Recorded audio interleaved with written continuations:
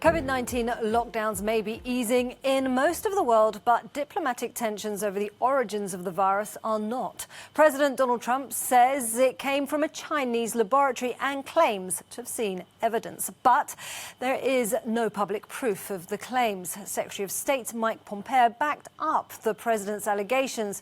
Other US allies have called for an investigation into the virus's origins, but have stopped short of singling out a lab in Wuhan as the source. Well, Chinese authorities dismissed Trump's claims, but concern appears to be mounting in Beijing. Reuters sources in China say that an internal government report found that global anti-China sentiment is at its highest for decades. Well, let's get more on this war of words from a former EU diplomat to China, Charlie Parton. Now, he's also a senior fellow at the Royal United Services Institute in London. Well, good evening to you. Many thanks for joining us on Euronews tonight. So, as an expert on China, do you see any veracity to the claims made by Donald Trump that this virus could have originated in a lab in Wuhan? Well, I haven't obviously read the Five Eyes report, which has been talked about, but from what I've seen of press reports of it, it doesn't contain anything that isn't already in the public domain. And I'm not sure that actually this is really the most important thing. What is the most important is that a proper investigation is done by the Chinese and with transparency for the rest of the world, so that we can work out what actually happened, how the virus developed, and therefore take measures against its recurrence both in the present and in the future. So I think the sort of stridency that... Sorry to interrupt you there. Do you think a proper investigation with transparency is likely to take place?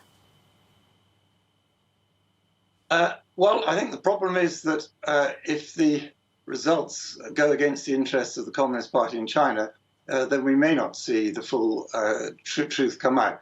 I think that would be very regrettable, because in the future they themselves may again suffer, as will the rest of the world. But I mean, the point I want to continue to repeat is that the sort of strident political stance that the American president and Mr. Pompeo take is not really helping the Chinese or helping to get the Chinese to cooperate. I mean, it's a bit like when you're in a sort of personal relationship and you start kicking someone in the shins on the one hand and then say, but we'd like your help on the other.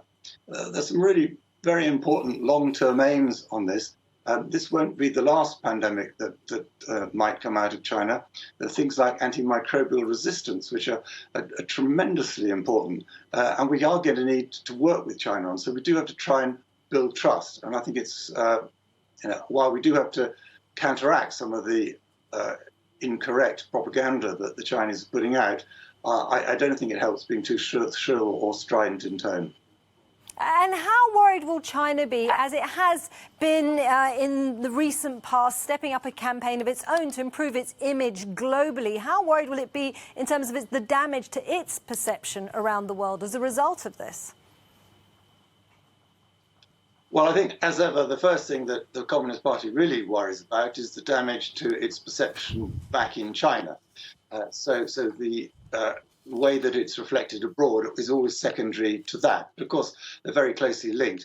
I think it should be quite worried. Certainly in liberal democracies, I think the propaganda offensive has backfired. It's it really started to bring focused minds on both politicians and the press and people about what exactly the party has been up to.